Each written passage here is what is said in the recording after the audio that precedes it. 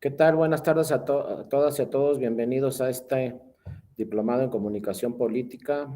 Yo soy Darío Mora Jurado, soy profesor investigador también de la Escuela Judicial Electoral y hoy vamos a ver el tema de democracia y participación política vía medios electrónicos. Vamos a ver algunos datos porque luego va a haber otras sesiones también relacionadas con este tema. Acuérdense que el que quiera participar durante esta sesión pues puede abrir su micrófono o poner por ahí una manita en la pantalla o algún comentario en el chat, ahí estaremos a sus órdenes. Esta presentación pues también está a sus órdenes. Mi correo electrónico es dario.mora@te.gov.mx. Cualquiera que quiera esta presentación, pues terminando la sesión, con todo gusto me puede escribir a mi correo electrónico y yo les hago llegar toda la presentación, que es una presentación más amplia para ver otros temas, pero bueno, ahí está a sus órdenes, aunque no veamos todas las láminas el día de hoy, pues si alguien requiere esta presentación, con todo gusto se las hago llegar y también cualquier duda que tuvieran posteriormente sobre algún tema relacionado con la materia electoral, pues siempre estoy ahí a sus órdenes, no solamente en este diplomado, sino siempre estaré ahí a sus órdenes en mi correo electrónico. Cualquier cosa que requieran, pues con todo gusto me pueden escribir y ahí estaremos atentos. Bueno, como les decía, el día de hoy vamos a ver este tema de democracia y participación política vía medios electrónicos. Lo primero que tenemos que revisar es que los medios electrónicos es un tema que no está regulado. Todavía a la fecha, parece broma, pero no es broma, todavía a la fecha, pues no está debidamente regulado, pues la comunicación política vía los medios electrónicos, ¿no? De comunicación. Acuérdense que tuvimos, lo vamos a ver en la sesión, una reforma muy importante, una reforma electoral a la Constitución y a la legislación electoral muy importante en el 2007. Desde mi punto de vista, la democracia y las elecciones relacionadas con la comunicación política y con la comunicación a la ciudadanía, pues tuvo esa trascendental reforma en 2007. Fue una de las reformas más importantes, la del 2007, porque ¿qué fue lo que sucedió en el 2007? Acuérdense que antes del 2007, todavía en las elecciones presidenciales del 2006, en esa elección tan cerrada, de menos de un punto porcentual la diferencia entre el primero y segundo lugar, que seguramente muchas y muchos de ustedes recordarán esa elección del 2006, que además fue un dato muy curioso porque pues esos dos candidatos, tanto Calderón como Andrés Manuel López Obrador, pues los dos candidatos finalmente fueron presidentes en nuestro país, ¿no? Independientemente del resultado de menos de un punto porcentual, pues primero fue presidente Calderón y luego pues nuestro actual presidente es Andrés Manuel López Obrador, los dos llegaron finalmente. Pero ¿qué sucedió en esa elección? En esa elección hubo muchas quejas que se presentaron ante, en ese tiempo, el IFE, señalando pues que había propaganda política en radio y televisión y que había contratado diversos grupos empresariales, propaganda política en radio y televisión, que estaba afectando la equidad en la contienda, ¿no? Y había discusiones ahí entre las candidaturas y contratos con las televisoras, contratos con las radiodifusoras. Pero ¿qué sucedía en el 2006? Que todavía en el 2006 los partidos políticos podían contratar propaganda política en radio y televisión.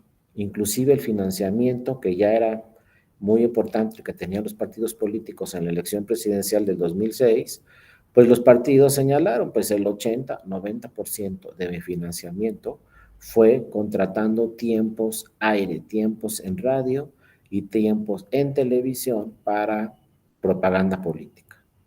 Y luego inclusive llegaron varios casos al IFE, donde se tenía que deslindar, en pocas palabras, quién había contratado esa propaganda. Porque de repente veíamos, por ejemplo, en la televisión, propaganda contratada por las candidaturas a diputaciones federales, por ejemplo.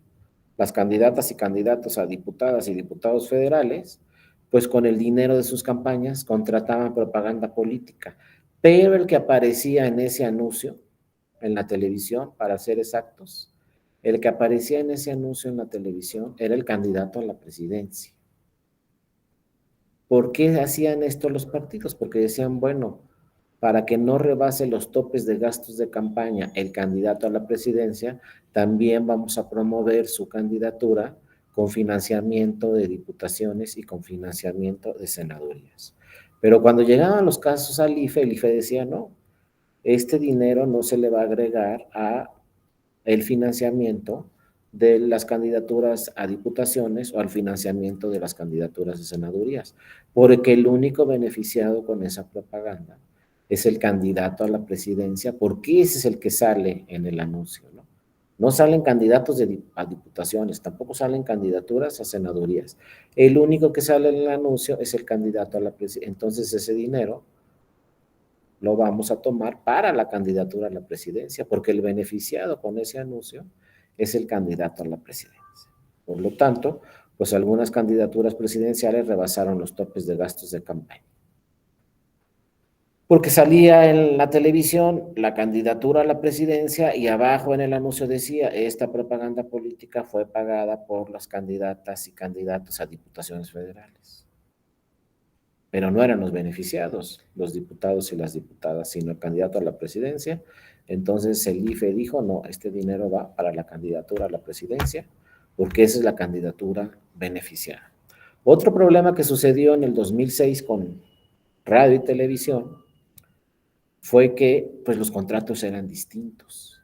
Un partido iba a una televisora y contrataba minutos en tiempo aire en esa televisora, quizá en las horas con mayor audiencia, y a lo mejor le vendían el minuto en 10 pesos, pero si llegaba otro partido podía contratar también con esa televisora, pero a lo mejor el mismo horario no le costaba 10 pesos, sino 15 pesos o 20 pesos, a otros partidos a lo mejor les daban minutos, más minutos que a otros, es decir, eran contratos privados entre el partido político y la televisora o el partido político y el canal de radio, por ejemplo. Y ahí se gastaban todo su dinero porque los partidos políticos pues, advertían que la propaganda en radio y televisión tenía gran impacto a nivel nacional, ¿no? 2006. Pero pues se hizo una investigación cuando vino la reforma de 2007 a la Constitución y a la ley, la reforma electoral, se hizo un análisis, un estudio en el mundo y se advirtió que en muchos países pues no se contrataba propaganda política con las televisoras. Eso no se podía contratar, debería de ser gratuito. Entonces ese modelo de otros países se trajo a México, se reformó la Constitución en el 2007 y a partir de 2007 dice la Constitución y también la legislación, nadie puede contratar propaganda política en radio y televisión. Está prohibido. Esa prohibición no solamente es para los partidos políticos y sus candidaturas, es para todas las personas, físicas y morales. Cuando viene esa reforma constitucional, pues imagínense, las estaciones de radio, canales de televisión, etcétera, pues presentaron juicios de amparo ante la Suprema Corte y decían que se estaba vulnerando la libertad de expresión, el derecho a la información, que cómo se podía impedir que una persona física o moral pudiera contratar propaganda política en radio y televisión, ¿no? Que se estaba atacando a la libertad de expresión. Pero bueno, como fue una reforma constitucional, pues se puede impugnar una ley, pero no se puede impugnar la Constitución porque la Constitución nadie la puede modificar. Ningún tribunal puede decir esta disposición de la Constitución es inconstitucional. Nadie puede moverle ni una coma a la Constitución más que el poder reformador, es decir, diputadas y diputados, senadoras y senadores y la mayoría de los congresos estatales, con su mayoría son los únicos que pueden modificar la Constitución. Entonces no procedieron esos amparos, quedó vigente esa reforma constitucional y entonces a partir de 2007 hasta la fecha 2023, nadie puede contratar propaganda política en radio y televisión. Y además en ese 2007 le dijeron al IFE, y tú vas a monitorear todos los días durante un proceso electoral, absolutamente todos los días, lo que se transmite en radio y televisión. Y si por ahí se advierte que hay una propaganda política no autorizada por el INE o por el IFE en ese tiempo, pues vienen las quejas y vienen las sanciones. Se sanciona a la televisora por transmitir esa propaganda política, se sanciona también al que está beneficiado en esa propaganda política y se sanciona a quien contrató esa propaganda política, porque está prohibido. Entonces, ¿cuál es la única autoridad a la fecha que puede transmitir propaganda política, que puede decir cuántos minutos le corresponden a cada uno de los partidos políticos y de sus candidaturas? El INE. Para el 2024, el INE es la única autoridad que va a decir cada partido tiene tantos minutos y cada candidatura tiene tantos minutos, y entonces el INE lo va a autorizar, y el INE obviamente obliga, ¿no?, a las televisoras y a las estaciones de radio a transmitir toda esa propaganda política de todos los partidos políticos en forma gratuita. Esta reforma 2007 benefició muchísimo a los partidos políticos porque ya no gastan dinero en propaganda política en radio y televisión, ya es gratuita. Ahora, también hay una fórmula ahí que se tendrá que discutir en un futuro, porque la fórmula de tiempos en radio y televisión que asigna el INE a cada partido y a cada candidatura es de una fórmula que se llama 30-70. Tienen el 30% de minutos, es igual para todos los partidos que participan en el proceso electoral, como lo tendremos en el 2024. Acuérdense que a la fecha teníamos 7 partidos con registro. Bueno, ese 30% se divide en los 7 partidos. Si hubiera candidaturas independientes, pues también entran en esa repartición las candidaturas independientes. El otro 70 es el que se ha cuestionado y está sujeto a discusión, pero es el vigente actual y el que va a aplicar para el 2024. El otro 70 es conforme le fue al partido político en la elección anterior de diputaciones federales. Entonces, si a mi partido me fue muy bien en el 2021 en diputaciones federales, voy a tener mucho más minutos que otro. Por ejemplo, si a Morena, que fue el partido que mejor le fue en el 2021, le dan 100 minutos aire en radio y televisión, pues por ejemplo, al PRI y al PAN les van a dar como 60. Y luego a Movimiento Ciudadano y el Verde como 30. Y al PRD y al PT, que apenas conservaron su registro, pues le van a dar como 10 minutos. Entonces hay quienes dicen, pues no es equitativo que Morena entre en sus elecciones del 2024 con 100 minutos y el PRD con 10 minutos. Pero así está la fórmula, así dice la ley. Si te fue bien en la elección anterior, vas a tener más minutos. Si te fue mal en la elección anterior, vas a tener menos minutos. Y todavía Morena se defiende además y dice, ni siquiera hice yo esa ley. Cuando esa ley se aprobó en el 2007, Morena no existía. Entonces no me vengan a decir ahora que porque yo tengo más minutos que los demás partidos políticos. Pero eso va a suceder así. Esa es la realidad. Morena va con más minutos y esta fórmula que les digo 30-70 también aplica en financiamiento público, no nomás en tiempos en radio y televisión. También aplica en financiamiento público. Si le dan 100 pesos a Morena, le van a dar 10 pesos al PRD, 30 pesos al Verde y 60 al PRI y al PAN. Entonces, así está la fórmula. Hay que discutir esa fórmula, porque ya así como una verdadera equidad en la contienda, pues se me hace que no hay una verdadera equidad en la contienda, porque ya de entrada un partido va con más minutos y un partido va también con más financiamiento público. Pero esto sí son 2007, insisto, Morena todavía no existía. Acuérdense que Morena se registró en 2014 y su primer proceso electoral fue en 2015. Morena es un partido político que lo están estudiando en todo el mundo, porque que un partido se registre en el 2014 y gane la elección presidencial en el 2018 con 30 puntos de ventaja, pues no sucede prácticamente en ningún país en el mundo. O sea, me registré hace 4 años y ahora gano la elección presidencial con 30 puntos. Y todavía sigue Morena ganando elecciones, ya lo vimos en el 2021, fue el partido que más elecciones ganó, por eso va a llevar mayor financiamiento y mayores tiempos en radio y televisión.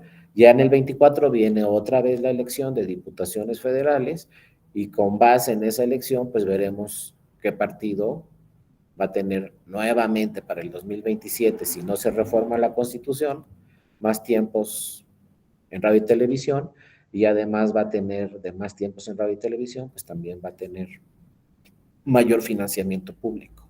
¿Por qué está así la fórmula? Porque dice el Poder Legislativo, es que eso lo decide la ciudadanía. Pero yo me pregunto, ¿no? Ustedes también me dirán lo que corresponda, pero yo les pregunto, ¿cuánta parte de la ciudadanía, o sea, cuántas personas de las que acuden a votar están bien informados y saben que cuando votan, votan también para que ese partido tenga mayor financiamiento público y votan también para que ese partido tenga mayores tiempos en radio y televisión? Pero eso es así. Cuando votamos por un partido, fíjense, se los digo así rápidamente, cuando votamos por un partido estamos votando por el candidato que está enfrente de la boleta de diputaciones federales. Ese es uno. Y decimos, bueno, voy a votar por esta diputada o por este diputado federal, por esta candidatura. Y muchas veces nos quedamos con esa idea. Es uno. Cuando les den ustedes la boleta en el 2024 de diputaciones federales y marquen un recuadro, no nos podemos quedar con la idea que nada más estamos votando por esa candidatura. Porque si voltean la boleta, atrás viene una lista que se llaman diputaciones de RP. Ese partido por el que estamos votando va a meter de esas diputaciones de RP 5, 10 o 15 conforme le vaya en la votación. Pero imagínense que al partido por el que nosotros votemos, pues le vaya regular en la elección. Ni muy bien ni muy mal. Le va a regular, el que ustedes quieran. Pues de los que están atrás en la lista, si le fue regular, van a entrar 6 de representación proporcional. Si le va bien, van a entrar 12 o 15. Y si le va mal, va a entrar 1 o 2. Pero entonces, cuando nos den nuestra boleta de diputaciones federales, ¿por cuántos estamos votando? Mínimo 7, 8, 9. Por el de adelante, más los de atrás. Entonces, no perdemos nada en darle una leída a los que están atrás de RP. Acuérdense que entran en el orden. El primero que entra es el 1 de la lista, luego el 2, luego el 3 y así. Si le va bien al partido, entra del 1 al 12. Si le va regular, del 1 al 6, si le va mal, del 1 al 3. Pero entonces no estamos votando por una candidatura.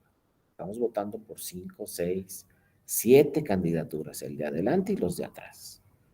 Además, eso agréguenle que estamos votando para que ese partido no pierda su registro, necesita un 3%, si no desaparece como desapareció el PES, entonces también estamos votando para que ese partido no pierda su registro, también estamos votando para que ese partido tenga mayor financiamiento público y también estamos votando para que ese partido tenga más tiempos en radio y televisión. 5 cosas estamos votando. Una candidatura de mayoría relativa, varias candidaturas de representación proporcional, que no pierda su registro, que tenga más financiamiento y más tiempos en radio y televisión. Entonces, esa boleta de diputados o diputadas federales es clave y es la que nos va a decir en el siguiente proceso electoral cuántos tiempos van a tener en radio y televisión, ¿no? Todas esas candidaturas. Bueno, ahí vamos. Se dio la reforma 2007, se establecieron esas reglas, se reguló radio y televisión, se dijo radio y televisión pues va a ser gratuito, no le va a costar a los partidos, se le ordenó a las televisoras transmitir toda esa propaganda. Viene el 2009, muchas televisoras no transmitieron toda esa propaganda, llegaron las sanciones. Si una televisora no transmite la propaganda que le ordena el INE de los partidos políticos, vienen las sanciones. Y acuérdense cómo son las sanciones en materia electoral. En materia electoral no es como en el derecho penal, ¿no? Que me robo un coche, 3 años de pena, por ejemplo. En materia electoral, quien decide cuál es la pena o cuál es la sanción en realidad, pues es el tribunal electoral. Pero no hay un catálogo. Al tribunal electoral se dice, no técnicamente se dice así, tú vas a individualizar la sanción. Tú vas a decir con cuánto dinero sancionas a esa televisora. No hay un catálogo que diga 10 pesos o 20 pesos o 30 pesos o 50, o si haces esto son 100 pesos, o si haces esto son 1000 pesos. No, tú lo vas a decidir, tribunal, individualizando la sanción. ¿Cómo se individualiza la sanción? Pues el tribunal ve, ¿no?, la capacidad económica del infractor. O sea, no vamos a sancionar igual a una persona física que fue y contrató propaganda política prohibida en radio y televisión que a una televisora que no transmitió la propaganda que le ordenó el INE. La capacidad económica de una persona física pues puede ser que les digo, 300,000 pesos al año gana esa persona. Una televisora gana millones y millones al año. Entonces a una televisora se le puede sancionar con 1 millón, 2 millones, 3 millones de pesos y una persona física pues con 10,000 pesos quizá. Esa es la individualización de la sanción. Pero todo aquel que contrate propaganda política en radio y televisión va a ser sancionado. Todo el beneficiado de esa propaganda va a ser sancionado. Y la estación de radio, de televisión que transmita eso, que sabe que es prohibido, va a ser sancionado. Por eso el INE monitorea absolutamente todos los días lo que aparece en radio y televisión. Entonces así quedaron las reglas. Se sancionó constantemente a las televisoras. Ya para el 2012, para el 2015, ya entendieron las televisoras y dijeron no podemos transmitir nada. ¿Por qué no? Porque ya nos han sancionado y nos van a volver a sancionar. Entonces, pues ya no sucede tanto, pero sí sucede, sí hay quejas y sí sucede todavía, ¿no? Pero ¿qué pasó en ese 2007? Pues nunca, a lo mejor no se lo imaginaron o nunca pensaron en las redes sociales. Todavía en el 2006, me atrevo a decir, se ganaba una elección quizá si tenías una muy buena propaganda en radio y televisión. Era un impacto muy fuerte de la televisión hacia la ciudadanía, lo que se transmitía en la televisión en el 2006. Pero después fue bajando mucho el impacto de la televisión, fue bajando mucho el impacto del radio y subió muchísimo redes sociales. Y a la fecha, en el mundo, no estoy hablando de México, sino en todo el mundo, pues hay países donde las elecciones se han ganado vía redes sociales. Por ejemplo, el actual presidente de Colombia hacía mítines, hacía campañas con 50 personas. Invitaba nada más a 50 personas. O 100, ya cuando era un mitin grande eran 100. Entonces los otros candidatos a la presidencia o candidatas en Colombia decían, no, hombre, pues este no nos va a hacer nada. Mira, hace una campaña y van 50. Pues nunca nos va a ganar, ¿no? Y lo dejaron ahí solo. Pero bueno, este candidato, ahora presidente muy inteligente, lo que hacía era campaña en redes sociales. Decía yo, ¿para qué cito a más de 50? No, lo que voy a hacer es mis campañas en redes sociales. Y lo seguían muchísimas personas en redes sociales.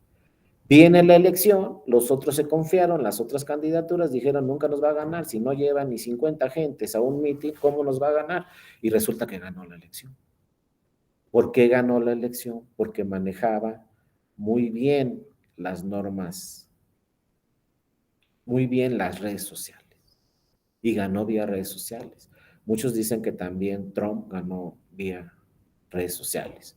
Otros dicen que también Biden ganó vía redes sociales. Lo actual ahora entonces son redes sociales. Y muchos dicen que las elecciones en el futuro se van a ganar conforme a las redes sociales. Ahora, ¿qué hacen las televisoras? Pues las televisoras están muy preocupadas porque cada vez y cada vez y cada vez pierden más audiencia, empiezan a desaparecer programas en la televisión, los noticieros antes eran de 1 hora, ahora son de 45 minutos, luego van a bajar a media hora y luego van a desaparecer. Porque si ahorita le preguntan a una persona, ¿qué les digo?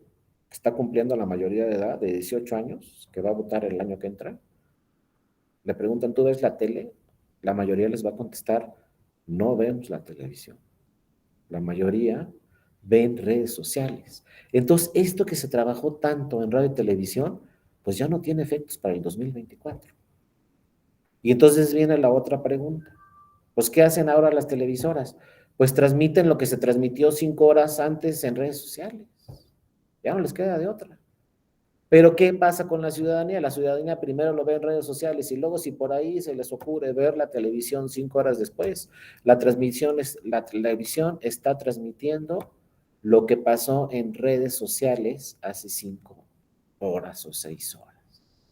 Entonces la tendencia es que van a perder muchísima fuerza las televisoras y cada vez van a adquirir mucho mayor y mayor y mayor fuerza redes sociales. Ya es más fácil ver las noticias en redes sociales que en una televisora porque la televisora la pasa en determinada hora y a la hora que quiere la televisora y luego hay que ver por ahí unos comerciales a ver si llega la noticia. No que en redes sociales en 3 segundos vemos esa noticia o vemos ese programa. Entonces, ¿para qué perdemos tiempo en la televisión viendo anuncios a ver a qué horas llega eso, no? Pero, ¿qué pasa? La ley no se ha ajustado a la realidad. Si a mí me preguntan, ¿está regulado redes sociales? No está ni en la Constitución ni en la ley el tema de redes sociales. Se trató de regular un poco para el 2024. Había una reforma constitucional, pero no se aprobó, no alcanzaron los votos. Luego se tuvo una reforma legal, lo que llamaban el Plan B, pero tampoco alcanzó a ser válida esa ley porque se impugnó ante la Corte, porque no se cumplieron con todas las normas para aprobar esa ley en el Congreso. Entonces fue un partido a la Corte y le dijo, oye, Corte, esta ley no puede ser válida porque no cumplió con todos los procedimientos para aprobar una ley, de discutir las normas, etcétera, etcétera, etcétera. Entonces la Corte decidió declarar la invalidez de toda el Plan B, de toda la ley. Entonces, si se declara inválida toda la ley que se trató de aplicar para el 2024, vamos a tener las elecciones de 2024 pues con la ley anterior, con la de 2007. Entonces, imagínense ahora, pues les va a tocar al INE y le va a tocar al Tribunal Electoral regular este tema de redes sociales, con lineamientos, con acuerdos, con precedentes, con jurisprudencia. Pero viene una gran pregunta, ¿hasta dónde podemos hacer propaganda política en redes sociales y cuáles son sus límites? Porque no nos dice nada la Constitución y no nos dice nada la ley. Ese es el tema de la comunicación política que ahora tenemos. Y ahorita además, agréguenle otro problema, ¿no? Pues que resulta que los partidos políticos, seguramente lo saben muy bien, pues decidieron adelantar no sé qué, porque ahorita ya están por elegir a un coordinador y a un... ¿Y ellos quiénes son o qué? Todavía no empieza el proceso electoral. Todavía no empiezan las precampañas. Todavía no empiezan las campañas y ya los partidos políticos tienen 2 procesos ahí, a punto de terminar.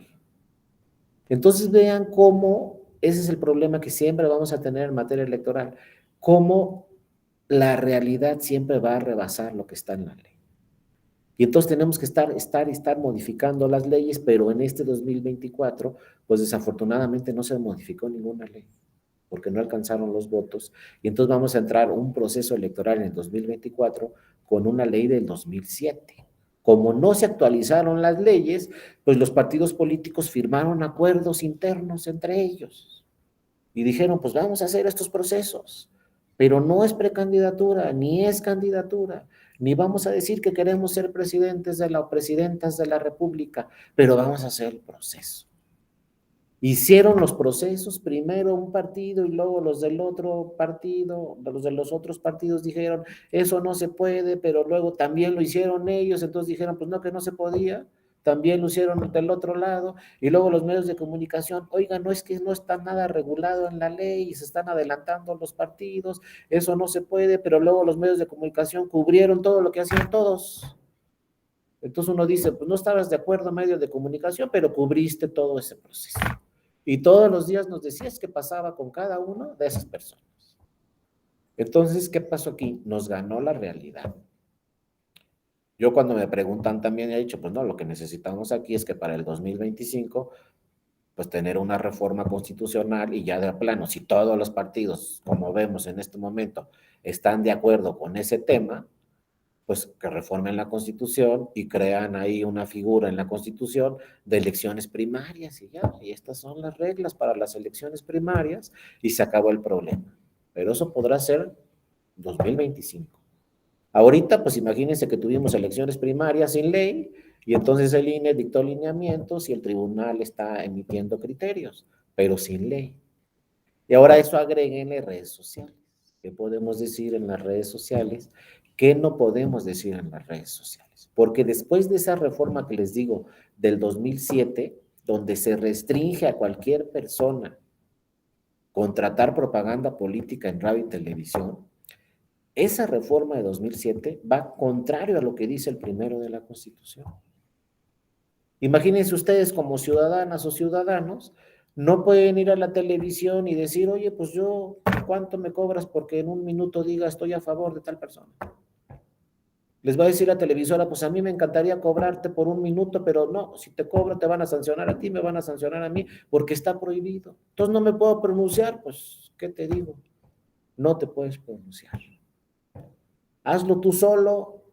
Entonces, ¿qué hace esa persona que se quiere pronunciar en un proceso electoral y no puede ir al radio, no puede ir a la televisión, no puede contratar nada? ¿Qué hace esa persona? Redes sociales. Y entonces lo que hacen las autoridades, ¿lo dejamos hablar o no lo dejamos hablar en redes sociales? ¿Dejamos que haga propaganda política o no dejamos que haga propaganda política vía redes sociales? Pues en redes sociales no está regulado.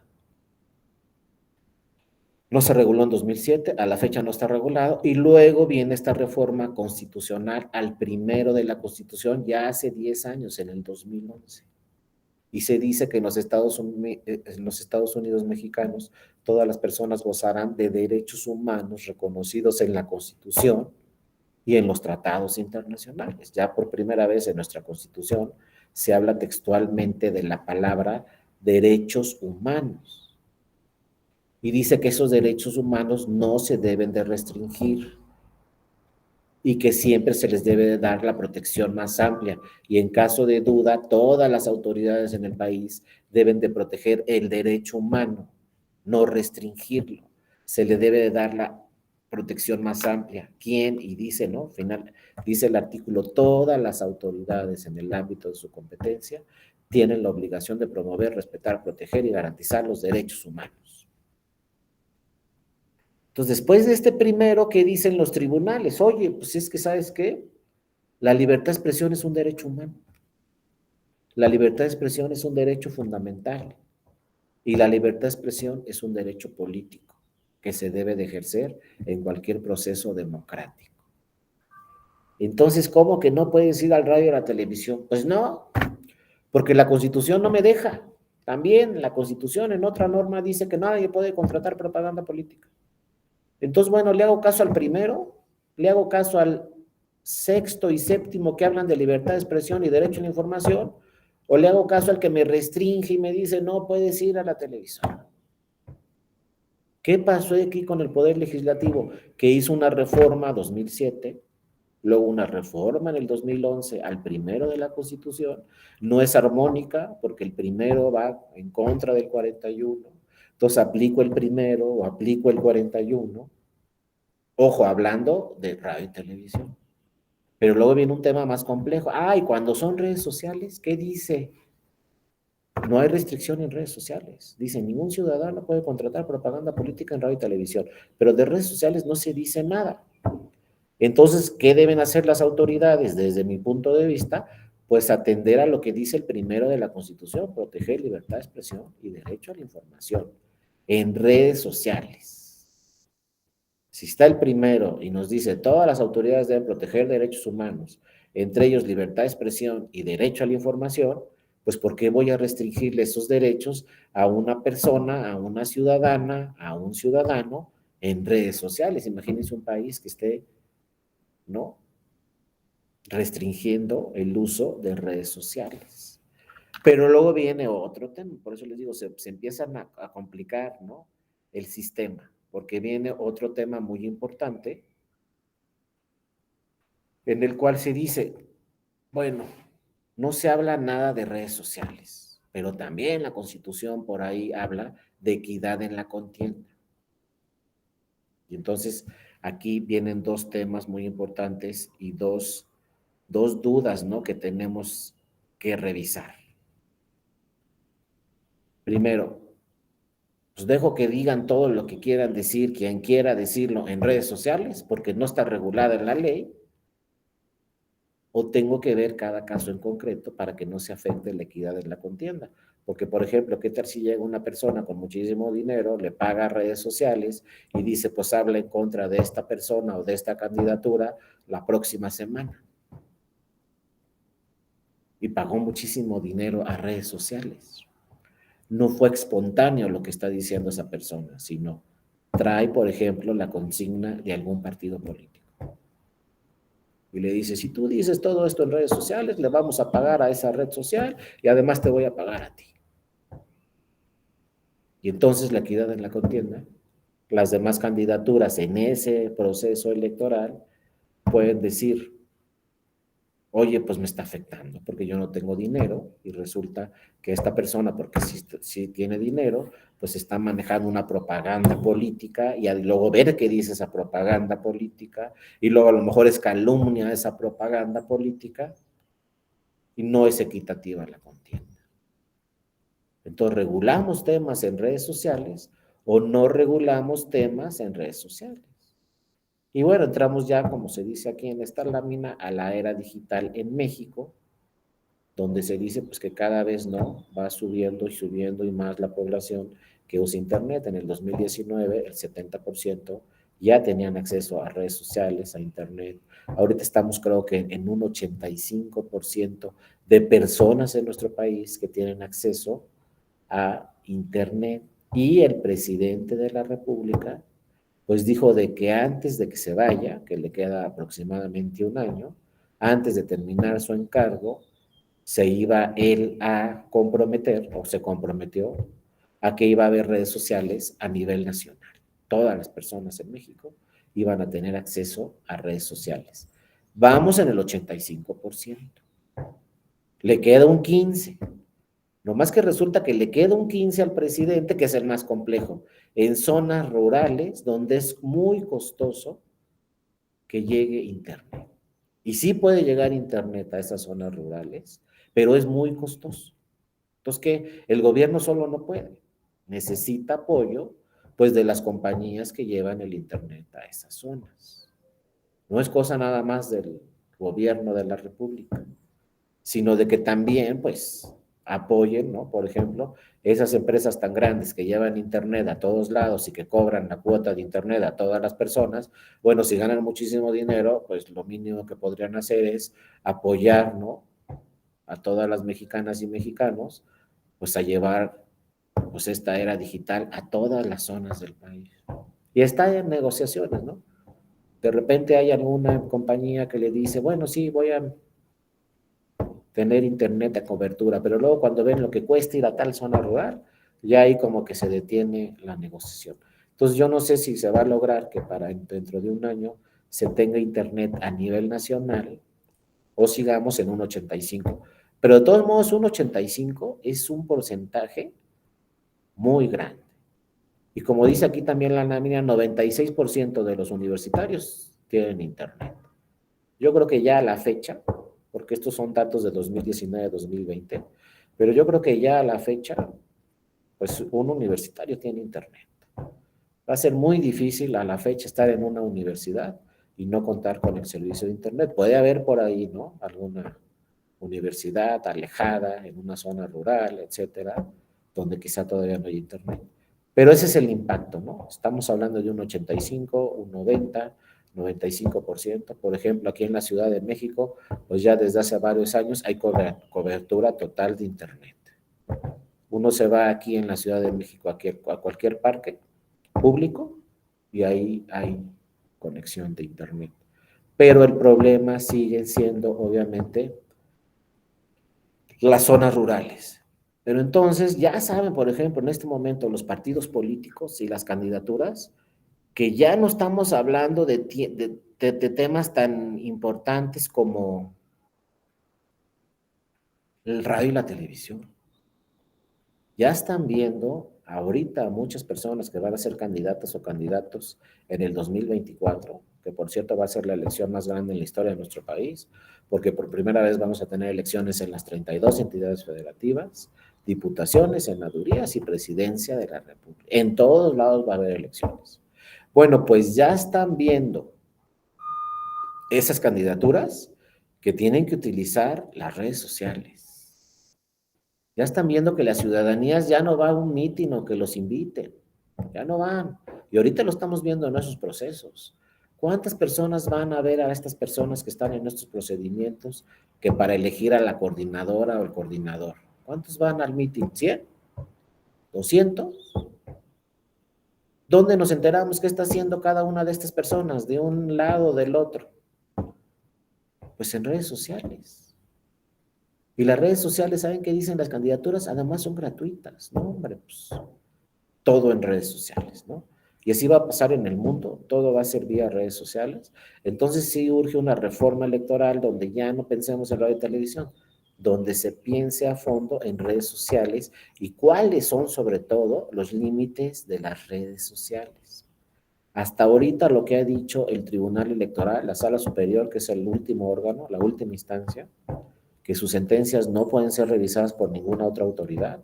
O sea, lo que diga la Sala Superior es definitivo e inatacable. Dice, las redes sociales son completamente abiertas, salvo dos excepciones. Uno, que lo que se publique sea espontáneo. En pocas palabras, la Sala Superior dice, si hay dinero de por medio, entonces se va a abrir la investigación y se puede dar de baja esa propaganda que está en redes sociales, porque no fue espontánea. A lo mejor una persona famosa dice, voten a favor de tal persona o tal partido, pero no fue espontáneo. Están pagando a esa persona famosa. Entonces, eso sí se tiene que regular. Y hay que sancionar a ese partido o a esa persona famosa porque pues lo que digas en redes sociales debe ser espontáneo, porque si no estás afectando la equidad en la contienda. Entonces ha habido ya sanciones a esas personas famosas que de repente dicen, pues vota por tal partido, pero no es espontáneo. Ellos mismos cuando se presenta la denuncia y cuando acuden al INE, porque lo cita el INE para que en una audiencia señalen qué fue lo que pasó, pues muchas veces han dicho que los han contratado partidos políticos. Entonces, eso no está regulado, pero sí afecta a la equidad en la contienda. Entonces, dice el Tribunal Electoral, pueden decir todo lo que quieran en redes sociales mientras sea espontáneo. Ya cuando hay dinero de por medio, ya se tiene que revisar de dónde llegó ese dinero, quién pagó eso, con qué lo pagó, a quién se está beneficiando. Es decir, es toda una investigación. Pero es un criterio de un tribunal que posteriormente puede cambiar ese criterio o puede reiterar ese criterio, etcétera. Lo idóneo es que se reforme la Constitución y también la ley y que se regule el tema de redes sociales y que se le diga a los partidos políticos y a las candidaturas qué pueden decir y qué no. La ciudadanía es muy difícil regularla, entonces la ciudadanía pues que se manifieste siempre en redes sociales, pero si soy partido o candidatura, pues sí tiene que haber ahí determinadas reglas. Y también otro tema, la calumnia, ¿no? Si hay calumnia en redes sociales, pues también perseguir ese tema, quién está generando esa calumnia. Y otro problema que tenemos en redes sociales muy importante, que muchas veces no nos damos cuenta, son las famosas noticias falsas. Una noticia falsa, fíjense lo que les digo, puede lograr que se pierda una candidatura a alguna elección, en un ayuntamiento, en una gobernatura, etcétera. Porque a lo mejor la gente dice, ah, mira, sí hizo esto, sí hizo esto, sí hizo esto, y resulta que no es cierto. Pero si a nosotros nos dicen todos los días, hizo esto, hizo esto, hizo esto, a la semana vamos a decir casi en automático, hizo eso. Pero ¿qué tal si no es cierto? ¿Y qué tal si esa persona es contratada por no sé quién para que diga ese tema que es una calumnia y para que afecte la campaña de esa candidatura? ¿Lo vamos a dejar así abierto o se tiene que abrir una investigación y sancionar a los responsables? Y saben que la ley no dice nada, pero el tribunal también lo ha dicho. Si es calumnia hay que darle seguimiento, porque sí puede afectar esa candidatura. Y otro tema muy importante que también se da en redes sociales y se le da el seguimiento cuando hay violencia política en razón de género. Muchas veces en las elecciones hay violencia política en razón de género y utilizan las redes sociales para ejercer esa violencia política en razón de género. Entonces hay que tener mucho cuidado con las redes sociales porque podemos caer en alguna trampa y creer una noticia falsa. Y decimos, no, pues sí, es cierto. Y luego acuérdense que las redes sociales nos persiguen. Aunque nosotros no queremos, nos persiguen. Pónganle ahorita, quiero comprar un coche de 300,000 pesos. Pónganle en la red social que quieran.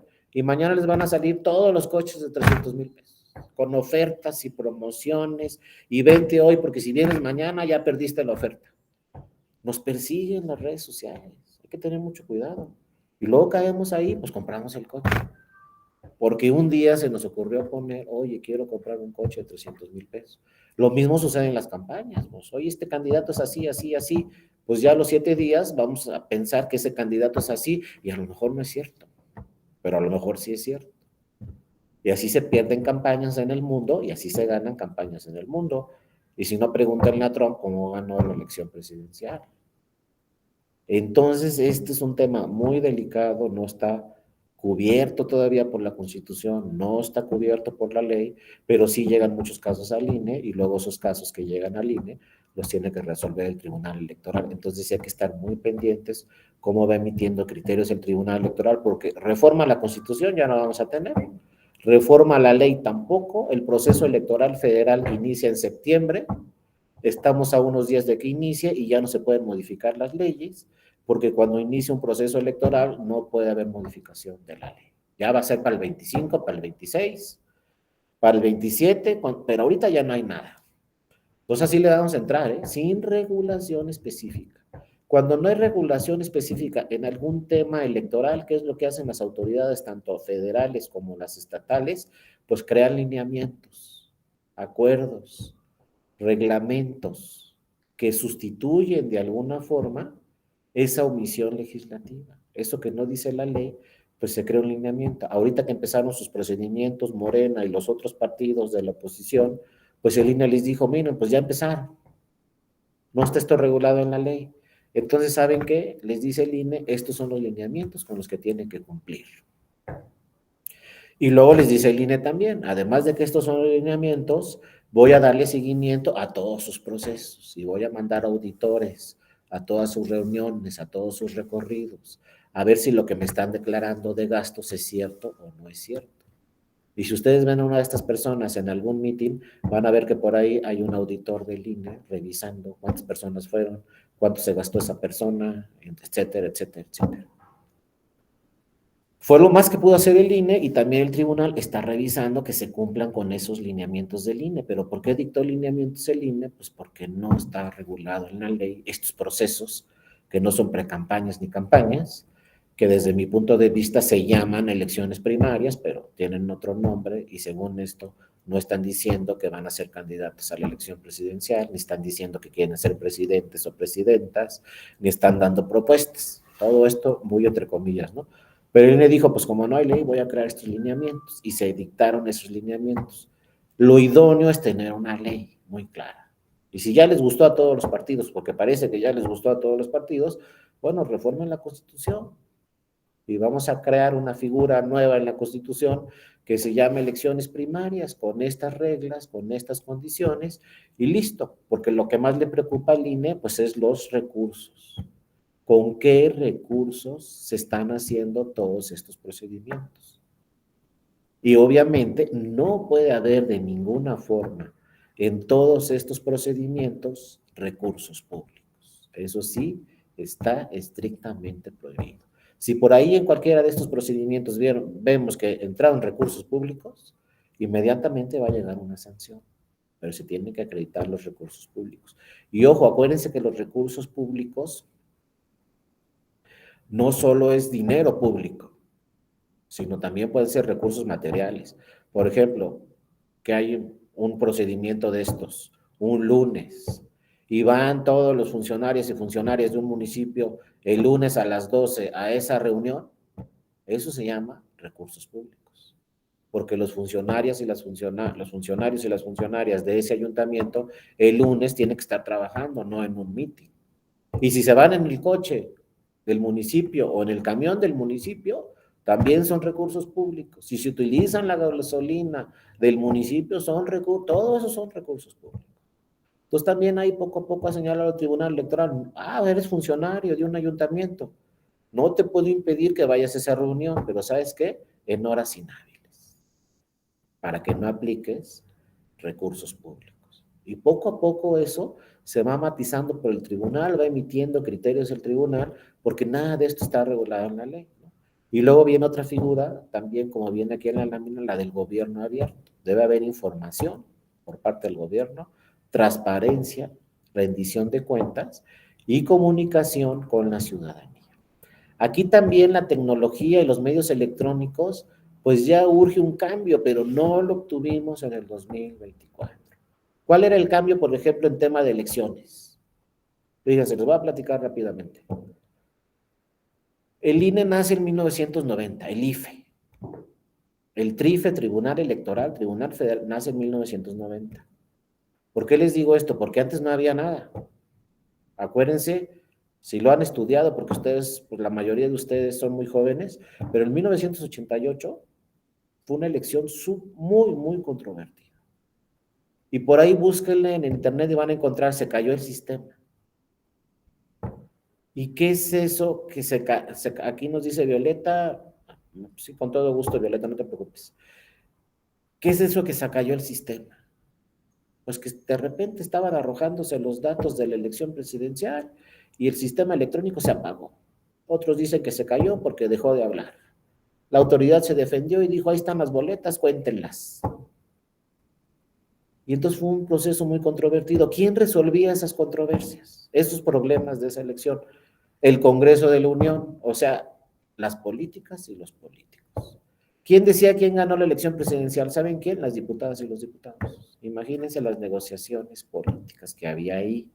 Si las diputadas y los diputados iban a decir quién fue el candidato ganador a la presidencia de la República. ¿Quién organizaba la elección? Pues parece broma, pero el presidente de la República, vía la Secretaría de Gobernación. O sea, empezamos de cero en 1990 con el TRIFE y el IFE. Bueno, este IFE de 1990 hasta el INE de 2023, siempre nos han dicho, oiga, hay un problema en México. Y cada elección nos dice lo mismo el INE, nomás que los medios de comunicación nos cambian la versión. El INE cada elección nos dice, oye, nada más votó el 50%. Y yo les di credencial a todos. Todos tienen credencial.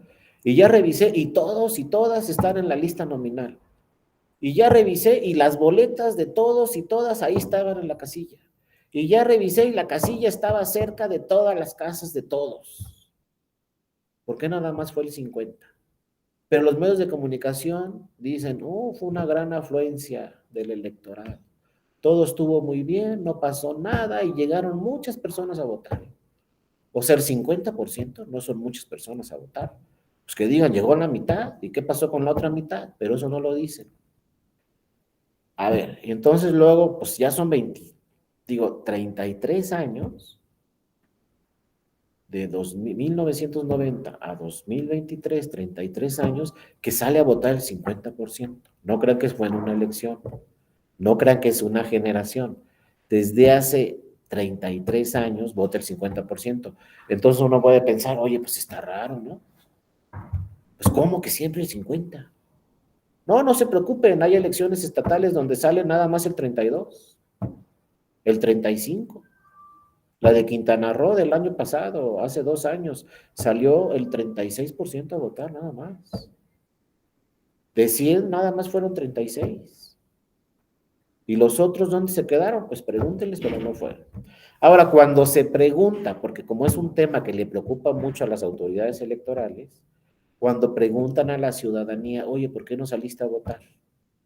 La mayoría de las respuestas desde hace 33 años es porque siempre ganan los mismos.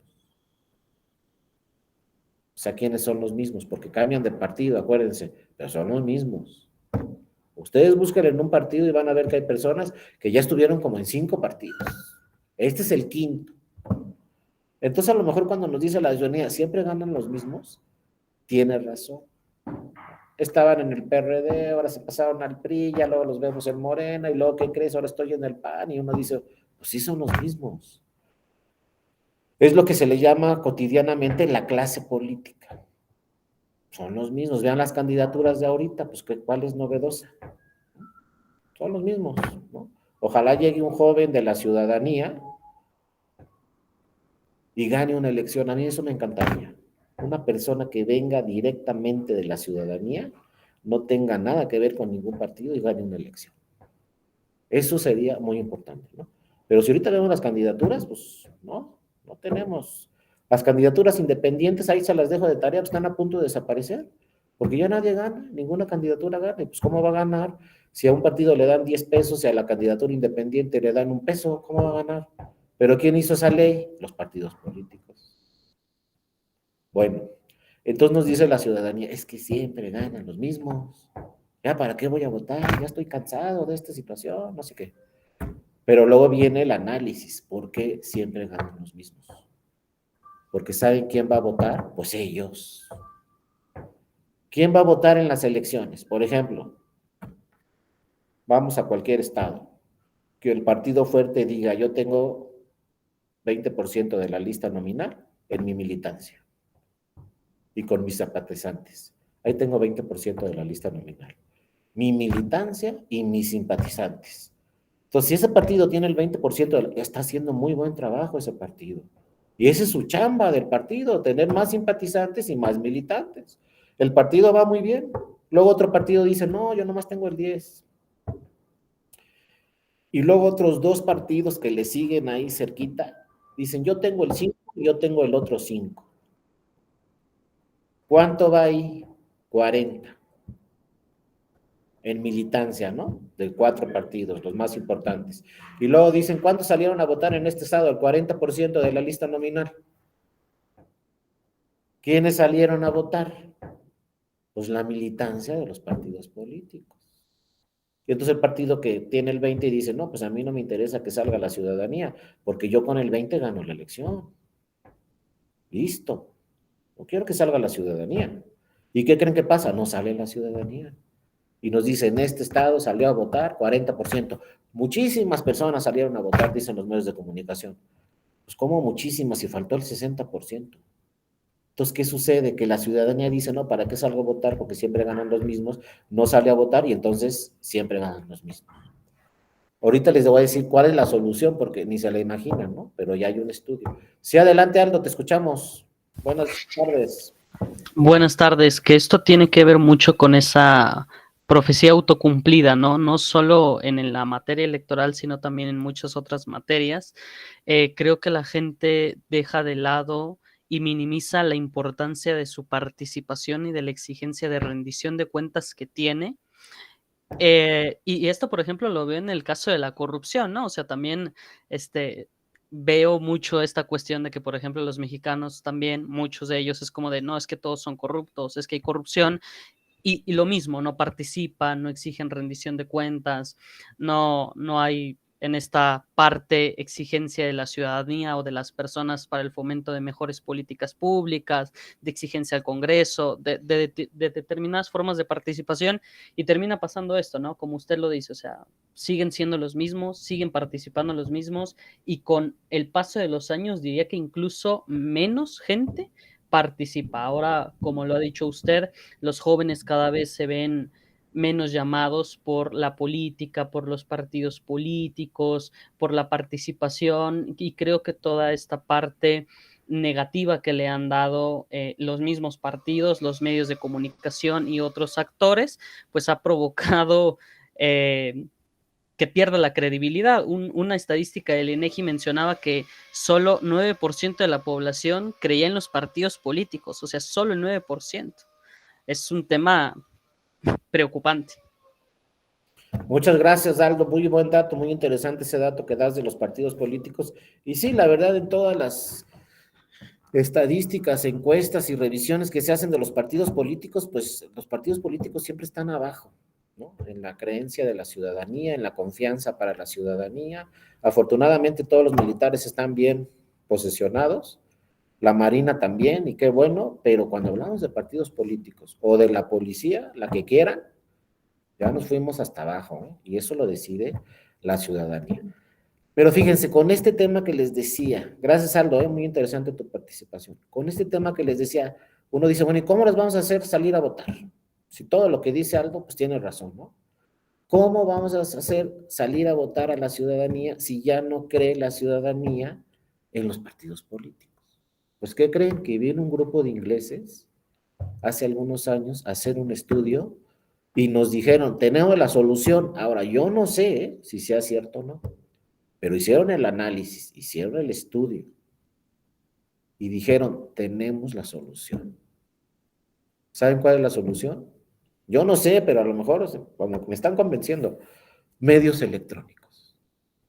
Le dijeron, ¿no? En estudio, le dijeron al INE en el estudio, cuando tú tengas elecciones electrónicas, y no en urna electrónica, sino vía computadora, celular, tableta, cuando la ciudadanía pueda votar desde ahí y abras la elección durante una semana, que le digas a la ciudadanía, puedes votar para la elección presidencial de lunes a domingo, cualquier día de toda la semana, y aquí está tu link o lo que ustedes quieran, y puedes votar. ¿Saben qué nos dijeron ese estudio los ingleses? Va a votar 90% de los de la lista nominal. Porque dicen que sobre todo los jóvenes no se van a aguantar, ¿no? De que tengan ahí la boleta una semana y no marquen alguna elección. Entonces, como que la tecnología, yo no pensé, pero con ese estudio, los está diciendo, la tecnología tiene muchísimo que ver con las elecciones. Ahora, yo no sé si cuando le digamos a un joven, oye, ahí está tu celular, o ahí está tu tableta, o ahí, si no tengo tableta ni celular, porque es una zona rural, oye, ahí hay una computadora en la plaza ahí del pueblito, ¿no? Ahí están las computadoras, ve y marca una boleta. Pues dicen los ingleses que va a votar 90%. Entonces, a lo mejor es un tema de tecnología, ¿no? Que la ciudadanía dice, no, es que ir a una casilla y hacer la fila, y luego que me den mis boletas y me voy a tardar y no sé qué. Pero si tengo una semana desde mi computadora, pues vamos votando. No sé, ¿eh?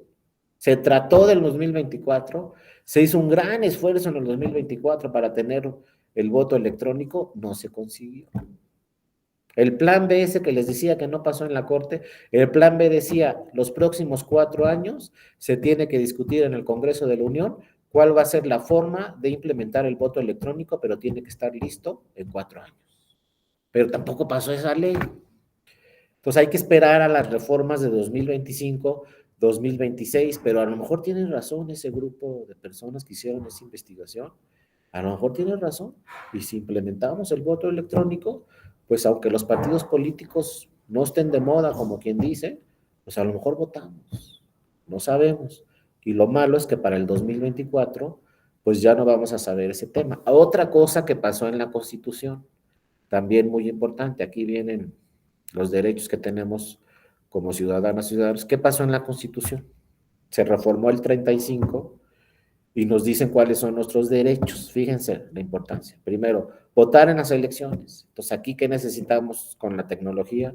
Que podamos votar en las elecciones vía voto electrónico, como ya lo vimos. Otro de nuestros derechos políticos es ser votados, o sea, ser candidatas o candidatos. Otro es asociarnos libremente, ¿no? Otro es ejercer el derecho de petición, ¿no? Otro derecho político, iniciar leyes, etcétera.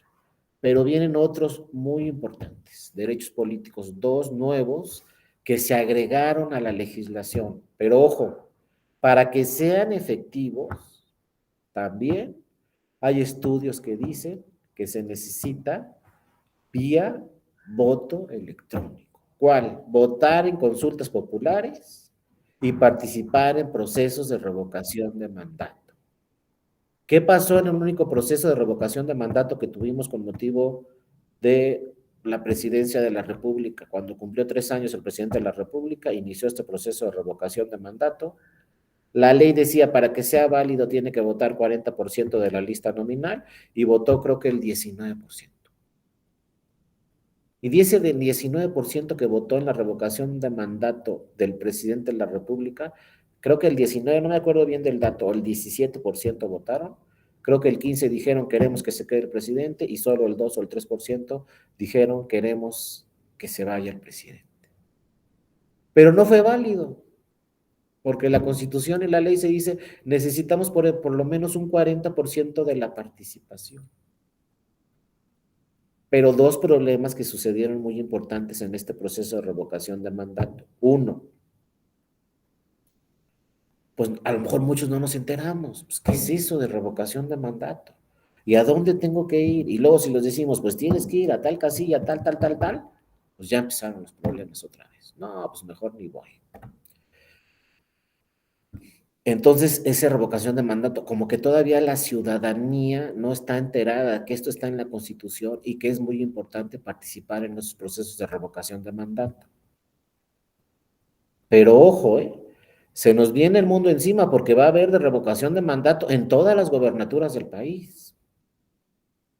No es a lo mejor sí, a lo mejor no. La Constitución Federal ya dice, el gobernador o gobernadora que cumpla 3 años va a iniciar el procedimiento de revocación de mandato. Lo tiene que pedir un grupo de ciudadanas o de ciudadanos, pero pues eso es fácil, ¿no? No se necesita un grupo muy grande de ciudadanas o ciudadanos que pidan el proceso de revocación de mandato. Y si lo piden, pues se tiene que organizar y se tiene que llevar a cabo. Ahora, hay estudios, insisto nuevamente, que dicen que cuando esto sea electrónico, por lo menos vamos a tener el 40% necesario para que sea válido ese proceso. Y luego fíjense, en algunos estados no nomás es en gobernaturas, es en presidencias municipales y es en diputaciones. Entonces hasta allá puede llegar. Todos los cargos de elección popular puede ser que entre la figura en un futuro de revocación de mandato a la mitad de su encargo. Pero si no vamos a votar en elecciones presidenciales, mucho menos vamos a ir a decir que se revoque o no el mandato 3 años después, si hay que ir a la casilla. Si es electrónico desde mi celular, a lo mejor cobran efectividad estos procedimientos de revocación de mandato y por ahí podemos llevarnos la sorpresa, pues que se decidió que este gobernador a los 3 años se le revocara el mandato y va para atrás. Y no duró 6 años, nada más duró 3. O que este presidente o presidenta municipal, en vez de 3 años, va a durar año y medio porque se le revocó el mandato. Pero la tecnología también, dicen los expertos, que va a ser fundamental. Mientras sea ir a la casilla y decidir si quiero o no quiero que se revoque el mandato, pues no vamos a llegarle ni al 20, como pasó con motivo de la elección presidencial. Sí, adelante, José, te escuchamos. Buenas tardes. Buenas tardes. Me llama mucho la atención el tema del voto electrónico que menciona usted, derivado del estudio inglés que nos platica. Pero yo tendría mis dudas acerca de la efectividad de este y no tanto por el hecho de la tecnología que se aplique. Si se aplicara una buena tecnología, podríamos decir que técnicamente garantizaría que la voluntad del pueblo se depositara o se reflejara fielmente en los resultados. Para ello, a lo mejor a mí se me ocurre que se adoptara la tecnología blockchain, que internacionalmente ha llamado mucho la atención, para garantizar que un voto corresponde a una persona y que esa persona sea una persona que mayor de edad y que además está viva. O sea, tendríamos que, si técnicamente garantizáramos la legitimidad de una votación electrónica, creo que para garantizar la confiabilidad ciudadana en esos resultados tendríamos que hacer una campaña muy extensa de las noblezas de esa tecnología. Y creo que en ese sentido aún en México estamos en pañales, ¿no? Porque si tenemos un sistema electoral muy robusto actualmente, ahorita, del cual existen herramientas de aprendizaje muy importantes de cómo funciona, y el ejemplo de ello es, por ejemplo, este diplomado, entre muchos otros que existe la oferta académica. Tendríamos ahora que llevar esos alcances en la tecnología del voto electrónico y que la ciudadanía confíe plenamente en que los resultados son los fieles. Entonces, tal vez eso no sería la solución. Aún estamos en pañales en la democracia incipiente en la que vivimos, y si a eso le abonamos el voto electrónico, creo que la confiabilidad ciudadana aún pondría en entredicho los resultados, y solo bastaría con que algún actor político encendiera las redes sociales, o sea, valiéndose de la tecnología, para precisamente cuestionar los resultados. No sé qué opina usted al respecto, ¿es cuánto? Muchas gracias, José. Fíjate que es una pregunta sumamente interesante, porque a mí varias veces me han hecho el comentario y el ejemplo, que creo que sí es un buen ejemplo, siempre me lo han dicho, pues a ver, hay que pensar en el sistema financiero. Cómo el sistema financiero se volvió de repente electrónico y a nadie nos preguntaron, ¿eh? Por ejemplo, ustedes están jóvenes, ¿no? Yo no, pero pues antes si uno trabajaba en el gobierno le pagaban ahí con su sobrecito amarillo ese famoso, y le daban ahí, ¿no?, su efectivo, ¿no? De repente a nadie le preguntaron en todo el gobierno, y también en las empresas privadas, y le dijeron, ¿sabes qué? Ahora aquí está tu tarjeta. ¿Qué? ¿Cuál tarjeta? Esta, y vas a ir al cajero. Oye, ¿me pueden hackear la tarjeta? Sí. Oye, ¿tu cuenta va a estar en el cajero? Sí. ¿Y le puede pasar algo a esa cuenta del cajero? Sí, le puede pasar algo. Te la pueden hackear y es un problema. Pero fíjate, ni nos preguntaron, y entonces ahora ya todos vamos al cajero. Y después nos dijeron, ahora ya puedes tener tu cuenta electrónica, ya puedes hacer todas tus transferencias desde el celular. Nos preguntaron muchas veces, no, y lo hacemos. Si hay riesgo, sí hay riesgo, pero lo hacemos. Ahora, hay quienes dicen, si nos hubieran preguntado, yo creo que a lo mejor la mitad, como dice José, o más, dicen, no, no, no, no. No me abras una cuenta electrónica porque si me roban todo el dinero, ¿qué vamos a hacer? ¿Y hay riesgo de que te lo roben? Sí, sí hay riesgo. Pero como ni nos preguntaron, no, ya todos tenemos cuentas electrónicas, todos hacemos transferencias del celular, sí hay riesgo, pero lo hacemos. No sé si suceda, yo como cuando me dicen ese ejemplo financiero, yo les digo, es que es algo financiero, pero yo no sé si a lo electoral también pueda ser igual, porque como dice muy bien José, o sea, cuando tengamos dudas sobre algo, eso también es un consejo que les doy, cuando tengamos dudas sobre algo, hay que revisar qué pasa en otras partes del mundo, ¿no?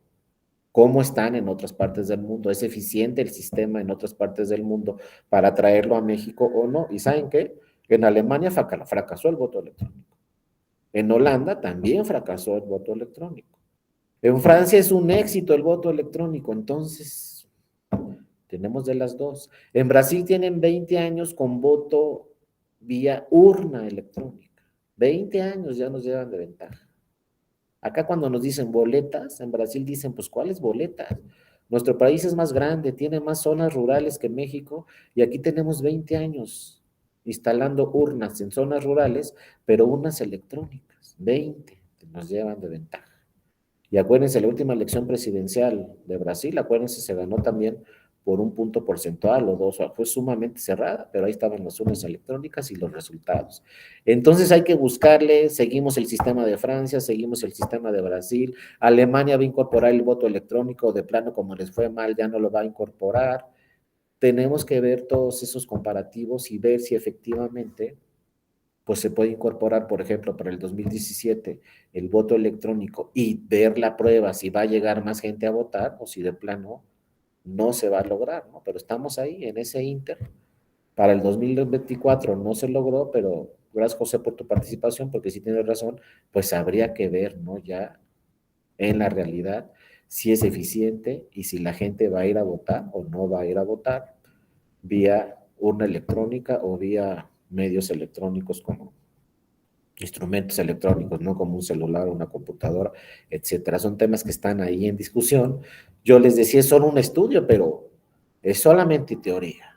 Todavía no tenemos los datos empíricos, todavía no tenemos la práctica para decir así, ya con certeza, si acudió más personas a votar o no acudieron más personas a votar.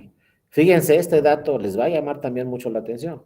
En las últimas elecciones en el Estado de México, de la gobernatura, donde además llamó mucho la atención que solamente participaron 2 mujeres candidatas, era todo lo que estaba en la boleta, 2 candidatas y las 2 eran mujeres, se hicieron pruebas pilotos con votos electrónicos. En algunas casillas el voto era electrónico, con urna electrónica. ¿Y saben cuáles son las casillas que tuvieron menos votación? Las de urna electrónica.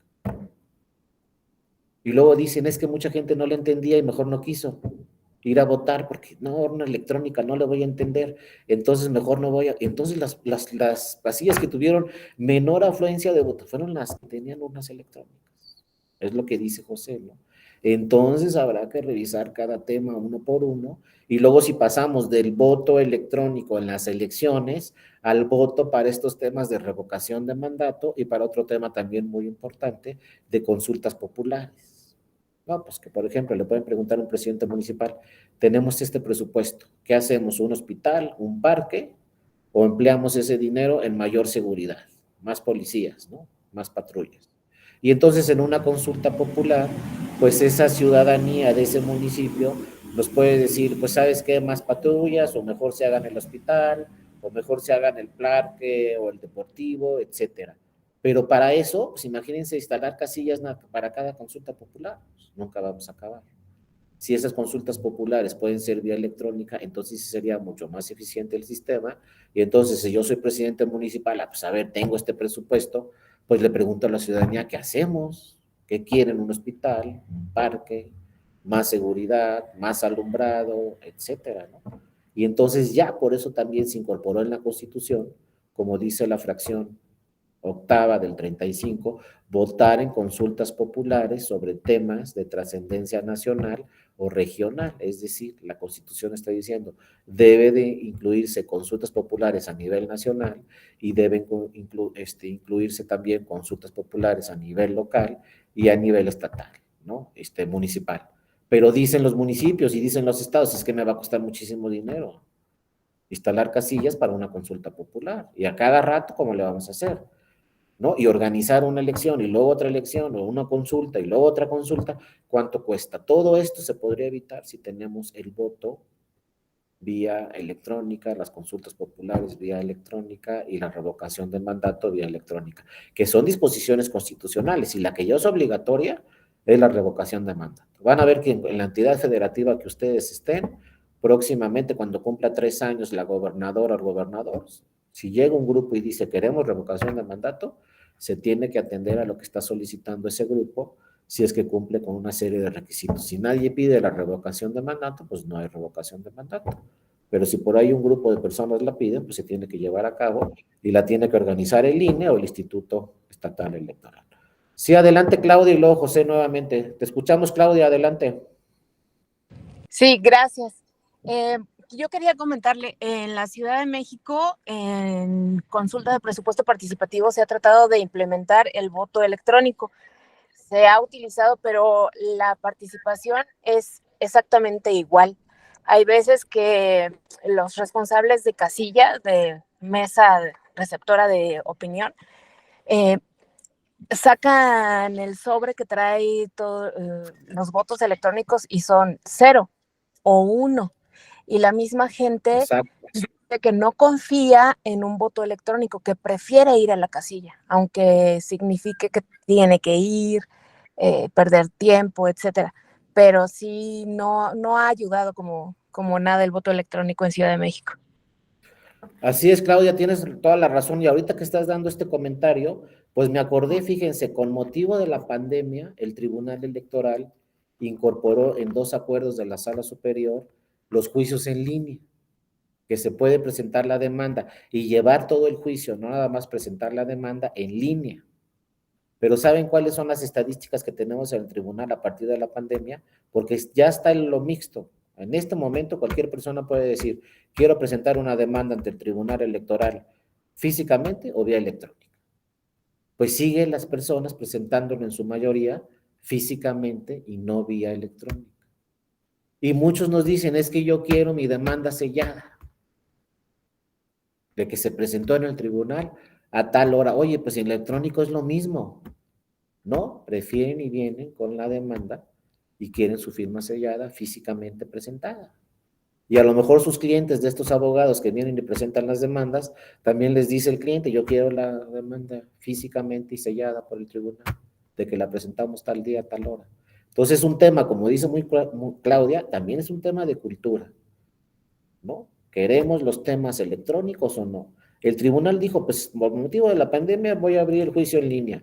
Terminó la pandemia, sigue el juicio en línea, pero la mayoría de las personas siguen presentando la demanda físicamente con los problemas que presenta físicamente una demanda y las facilidades que otorga presentar una demanda en línea y llevar todo el juicio en línea, pero no, seguimos, ¿no? Con estos temas de que muchas veces preferimos hacer lo tradicional, lo que es físico, donde nos dan nuestro papelito con nuestro sello, y ya vimos, les digo, el Estado de México fue a elecciones este año, y resulta que en las casillas con urna electrónica, pues fue las que tuvieron menor afluencia de votación, como dice Claudia, ¿no? Y los compañeros. Gracias, Claudia, muy interesante el comentario también. Adelante, José, te escuchamos. Gracias. Desde hace rato le quería preguntar, nada más que se nos fue el tema, o sea, se cambió de repente, estaba usted hablando de la regulación en materia de las redes sociales. Le quería preguntar de un caso, pues, contemporáneo, acerca de su opinión. ¿Qué opinión le merece a usted incluso a los compañeros, si también usted abre la participación, alguno quiere abonar al respecto. ¿Qué opinión le merece a usted las medidas cautelares que el INE está dictando contra las constantes declaraciones de Ricardo Salinas Pliego? Tomando en cuenta que, bueno, un poquito de contexto para quien no esté familiarizado, yo hasta apenas me estoy familiarizando, porque la verdad de repente me dan ganas de reírme por las expresiones que vierte Ricardo Salinas Pliego con respecto a una senadora y de cómo se refiere a ella. ¿Qué opinión le merece a usted las medidas cautelares que impuso el INE contra Ricardo Salinas Pliego, tomando en cuenta que él está hablando desde su red social, se está expresando a partir de ahí y como persona física, ni siquiera como un miembro de la clase política? ¿Qué opina usted, doctor? Sí, muchas gracias, José, por tu pregunta. Mira, yo no he visto exactamente cómo se presentó la queja y cómo la resolvió el INE, ¿no? Y cuáles son los elementos que tiene esa queja, inclusive ya, pues hasta las pruebas.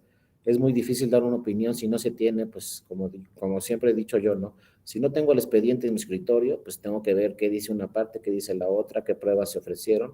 Pero lo que sí te puedo decir son dos cosas muy importantes. Para que tenga competencia electoral, se tiene que demostrar que eso, acuérdense que el INE integra el expediente, pero quien lo resuelve es el Tribunal Electoral, ¿no? Inclusive el Tribunal Electoral puede revocar medidas cautelares, o si no se dictan medidas cautelares, el tribunal puede ordenar al INE, dicta medidas cautelares.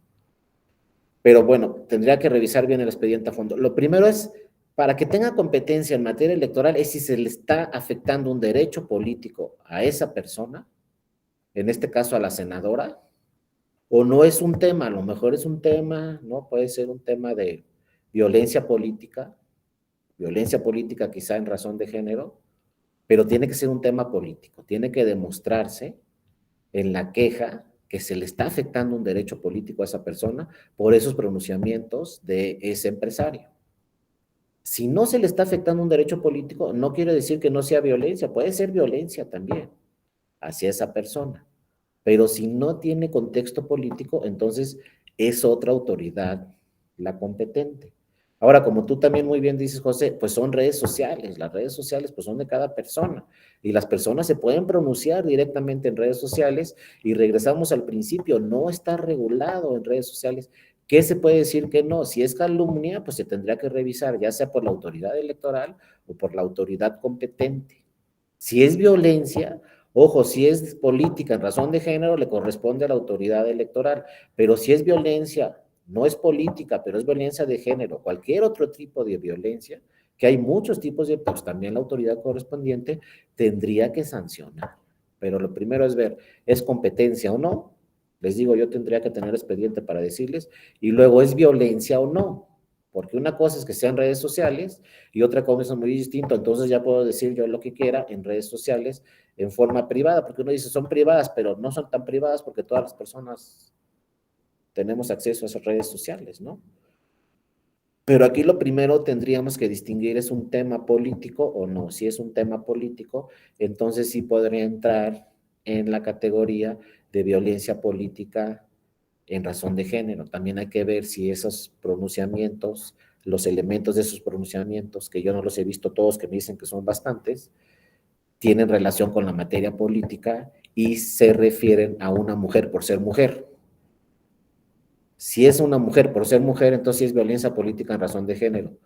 Si es una mujer, pero esa violencia también la podría haber recibido de la misma forma un hombre, no lo están diciendo eso porque es mujer, sino se lo están diciendo, pero si fuera hombre también se lo estarían diciendo, entonces no es violencia política en razón de género, pero sí puede ser violencia política.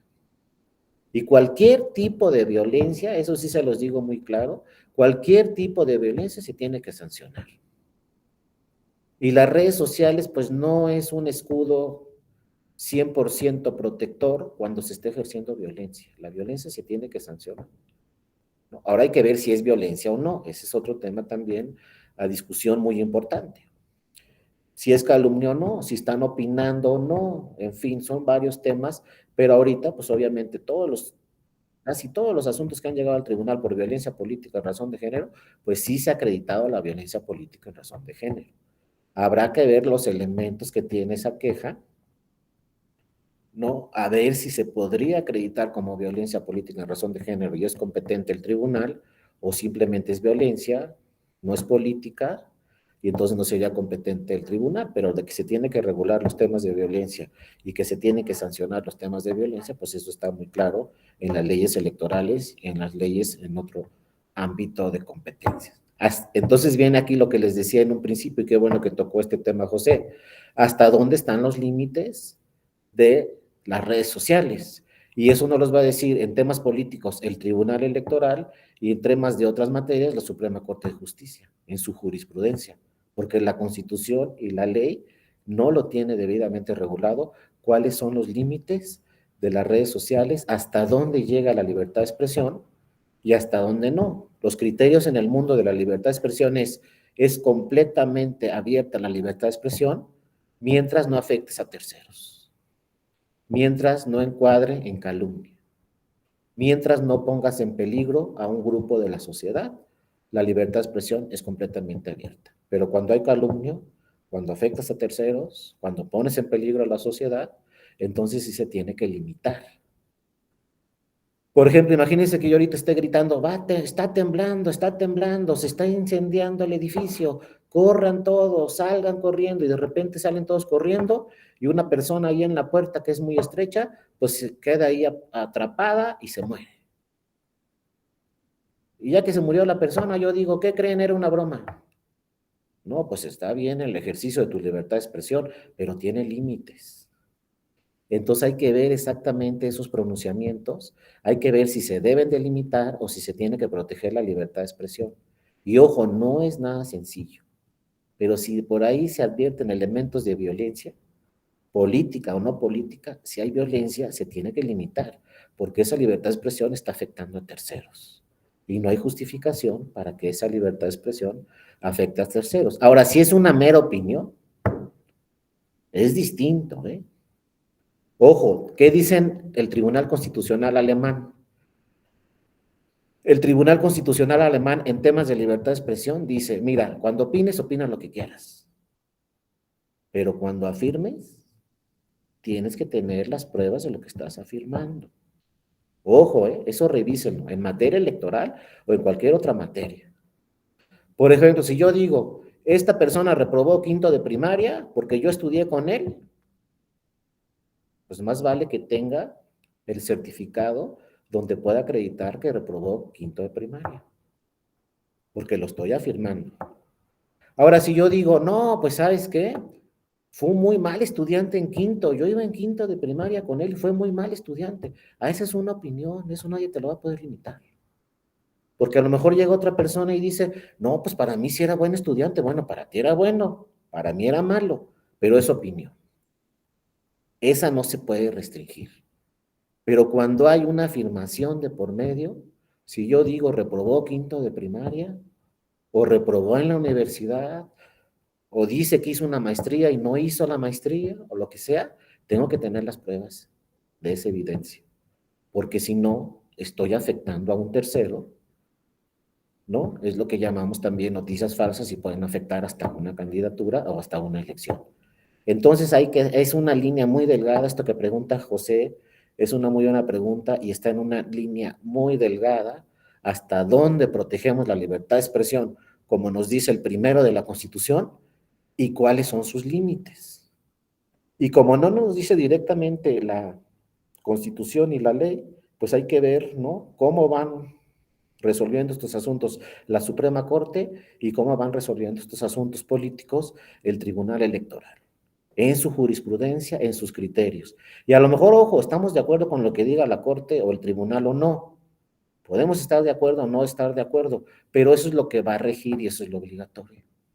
Entonces, este tema que dice José, les digo, pues yo como abogado tendría que tener aquí el expediente, tendría que ver qué dijo una parte, qué dijo otra, si lo citaron en audiencia, cómo se defendió una parte, cómo se defendió la otra, luego qué dijo el INE, o sea, tendría que ver todo, pero sí hay que estar muy pendientes, qué bueno lo que lo tocó José, porque hay que estar muy pendientes si el tema llega al tribunal, cómo lo resuelve el tribunal, revisar cómo lo resolvió el tribunal y entender que es un precedente de la máxima autoridad en materia electoral.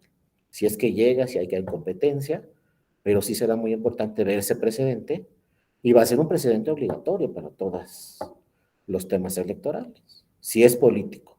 Si no es político, pues a lo mejor será otra autoridad la que le toque resolver, etcétera, ¿no? Sí, adelante, Joel, te escuchamos. Gracias por la pregunta, José. Es una pregunta muy vigente, ¿no? Y que sí hay que analizar a fondo.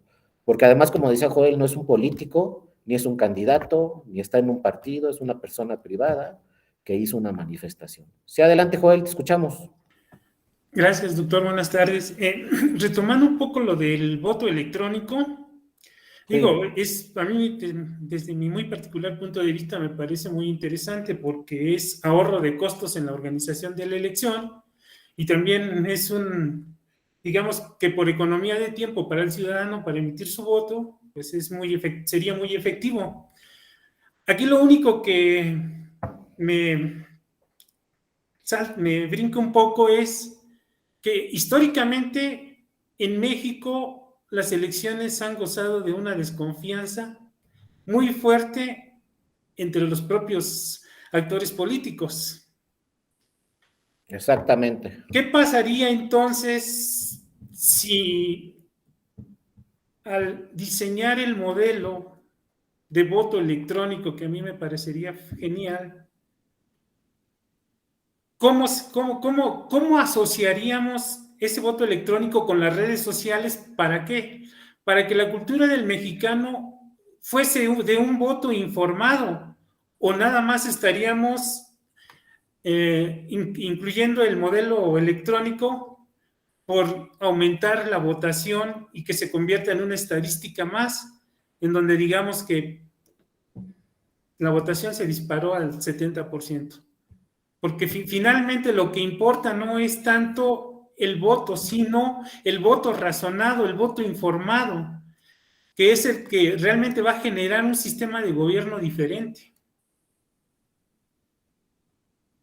Entonces, sí, mi pregunta es, ¿qué tanto la participación de la ciudadanía mediante el voto electrónico sería a través de un voto bien informado y razonado? Así es, Joel. Fíjate que tocas un tema central también, del voto informado. Mira, yo les voy a ser sincero y ustedes tienen que tomar su opinión, cada uno personal, pero la mayoría de las veces no emitimos un voto informado. Tenemos las redes sociales, como dice muy bien Joel, y para eso deberían ser las redes sociales, para utilizar lo bueno de las redes sociales y no lo malo. Hay una noticia falsa o hay un escándalo y estamos bien pendientes.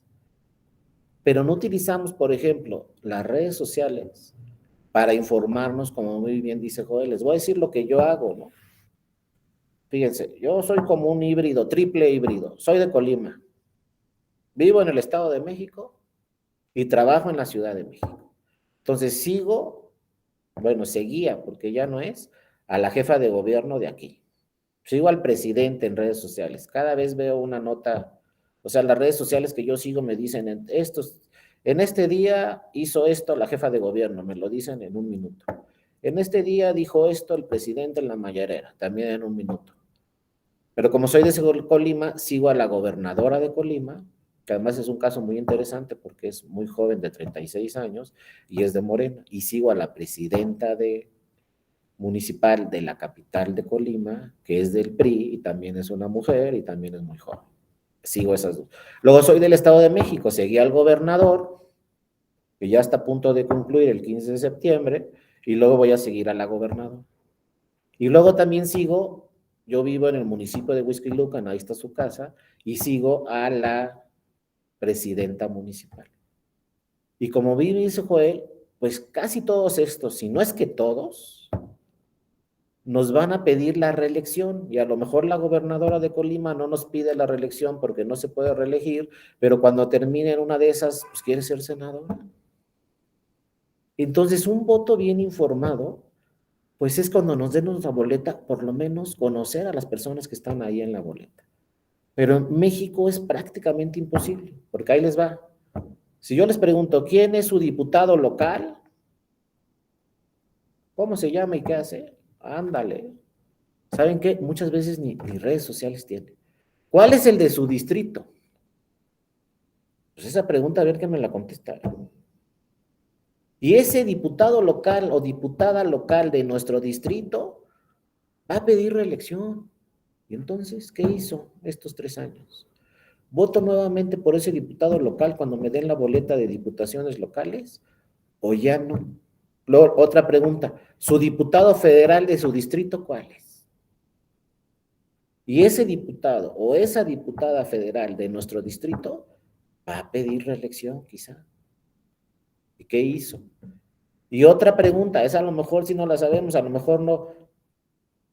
Los senadores de mi estado, las senadoras, ya pueden reelegirse. Nos van a pedir reelección, pero sabemos, por ejemplo, primera pregunta, ¿cuántos senadores hay en mi estado? ¿Cuántos en el Senado de la República son senadores de Colima o senadoras? Y ahí nos vamos a meter en problema. Pero bueno, yo les digo, son 3 por lo menos. 2 que quedaron en primer lugar en el 2018 y 1 que quedó en segundo lugar en el 2018. Entraron 3 de mi estado. Pero como hay una lista de RP en senadurías, a lo mejor por ahí hay otro, también es de mi estado, y estaba en la lista de RP. A lo mejor en mi estado tengo 5 senadores o senadoras. Otros estados por lo menos van a tener 3, todos tienen 3. Pero ¿sabemos quiénes son? 1, 2, ¿qué hicieron estos 6 años? ¿Sabemos o no? Porque nos van a pedir la reelección.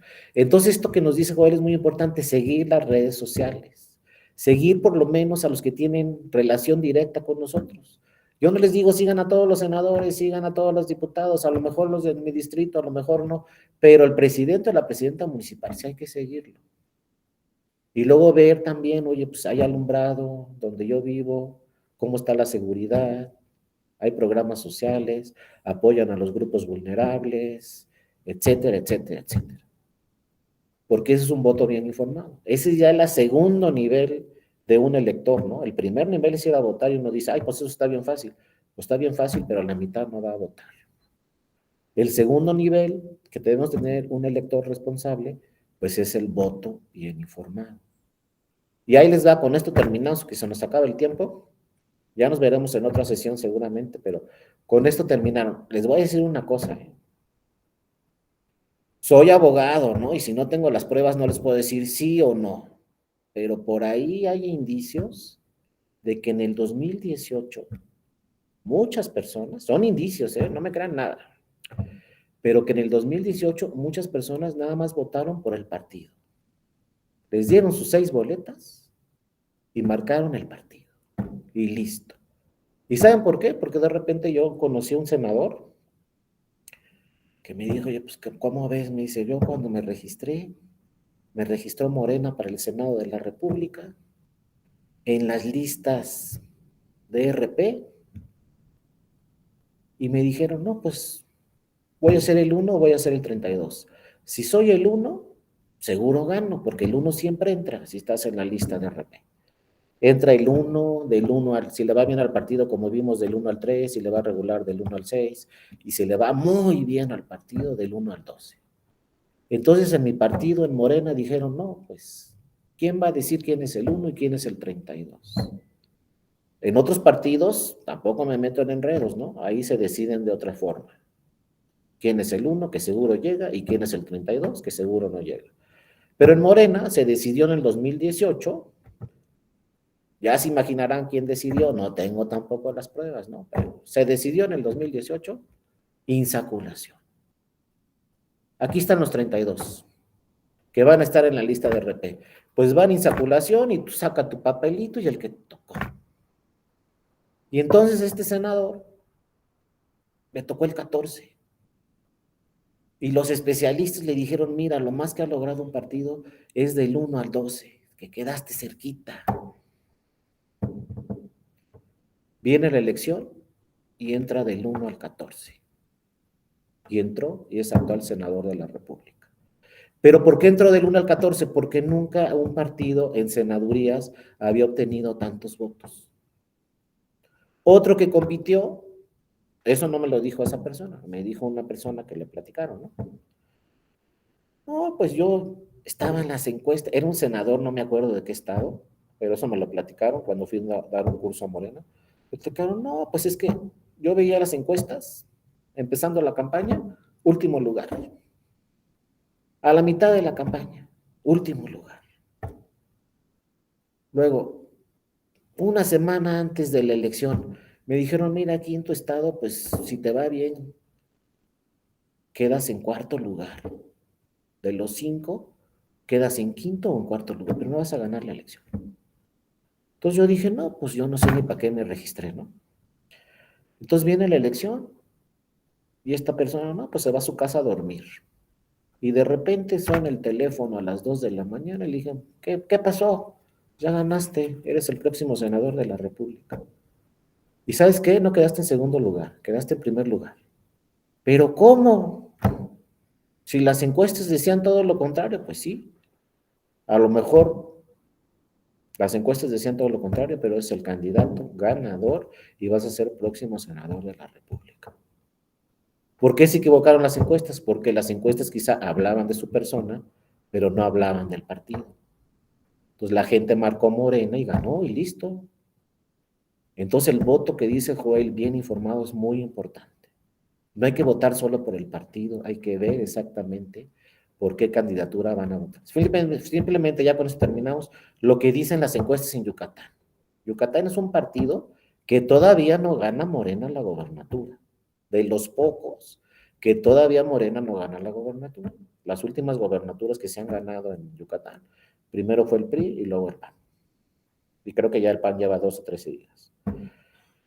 Ahorita fíjense, todavía no están los candidatos a la gobernatura de Yucatán. Todavía no se sabe exactamente cuál va a ser la candidata o el candidato. Y Morena va altísimo en las encuestas. En Morena para la gobernatura. O sea que el que se registre simplemente tiene que decir, pues yo casi ni digo nada, me voy así como muertito y voy a ganar. Porque mi partido ya ganó. Entonces con que pongas un candidato más o menos regular, va a ganar. ¿Eso qué nos está diciendo? Que la gente está votando por el partido. Realmente. Tendría que hacer algo muy malo ese candidato de Morena en Yucatán para que cambie la encuesta. Pero si se va así prácticamente todo normal, no llama ni siquiera la atención, va a ganar, porque ahorita va ganando y todavía no sabemos de quién es. Y por mucho. Y están registrando muy bien esos estados donde nunca ha ganado Morena porque los quiere ganar Morena. Pero ahorita nos vamos a las encuestas sin candidatos y va ganando Morena. Y en la presidencia de la República, si quieren, quiten a todos los candidatos y candidatas y sigue ganando Morena. Por eso es un partido que llama muchísimo la atención, porque todo el mundo dice, la marca Morena gana, solo que le pongamos un candidato ahí que hizo todo lo posible para perder. Pero así, casi, si vas con Morena, ganas. No, pues ya estamos como el Real Madrid, ¿no? Si juegas en el Real Madrid, pues vas a ganar un título, el que quieras, de todos los que juegan. Pero uno seguro lo gana. Si eres bueno o malo, quién sabe. Pero estoy jugando en el Real Madrid. Pues así estamos en México y esa es la realidad. Y pues ni se preocupen tanto por las candidaturas, porque la verdad hay un partido muy fuerte y las estadísticas y las encuestas y todo lo que quieran dicen que el fuerte es el partido, independientemente de las candidaturas. Entonces el voto bien informado que dice Joel es muy importante, hay que ver sobre todo los que nos van a pedir reelección. Oye, lo hiciste bien, pues vuelvo a votar por ti. No lo hiciste bien, pues sabes qué, voy a buscar otra posición, ¿no? En fin, pero bueno, así estamos. Bueno, compañeras y compañeras, se nos acabó el tiempo. Yo creo, no estoy seguro, pero yo creo que nos vamos a ver en otra sesión de este diplomado. Si no, ya saben, yo soy Darío Mora, estoy a sus órdenes siempre aquí en la Escuela Judicial Electoral. Acuérdense que nuestra oferta académica son 22 diplomados. Si quieren entrar a cualquiera de otros, pues ahí estamos a sus órdenes. Cualquier duda que tuvieran sobre la materia electoral también, alguna sentencia que se emita sobre el tribunal y la quieran discutir, con todo gusto estamos ahí a sus órdenes en la Escuela Judicial Electoral. Acuérdense, mi correo electrónico es dario.mora@te.gov.mx. Vimos pocas diapositivas, pero si les interesa la presentación, escriban a mi correo, con todo gusto les contesto, haciéndoles llegar esta presentación. y pues siempre estoy a sus órdenes, no solamente en este diplomado, cualquier duda relacionada con la materia electoral, estoy a sus órdenes. Sí, Luis Fernando, ¿querías participar? Adelante. ¿Te escuchamos, Luis Fernando? Sí, sí va a compartir se lo pregunté en los comentarios, si va a compartir la transmisión, la presentación que nos acaba de Sí, mandar. Luis Fernando, escríbeme a mi correo, sé que está en la presentación, y con todo gusto te contesto haciéndote llegar la presentación entera. Y pues les digo, ¿no? Les reitero, cualquier otra duda, con toda confianza. No contesto muchas veces inmediatamente los correos, pero en cuanto tenga oportunidad, cualquier correo que me envíen, con todo gusto se los contesto. Ahí estoy a sus órdenes y ojalá nos podamos ver en este diplomado en otra sesión. Y si no, pues las felicito y los felicito a todos y a todas, porque que ustedes estén en este diplomado, pues habla muy bien de ustedes. Eso solamente quiere decir que están haciendo un esfuerzo adicional para informarse más sobre esos temas. Si de veras todas las mexicanas y mexicanos fueran como ustedes, tendremos un país completamente distinto.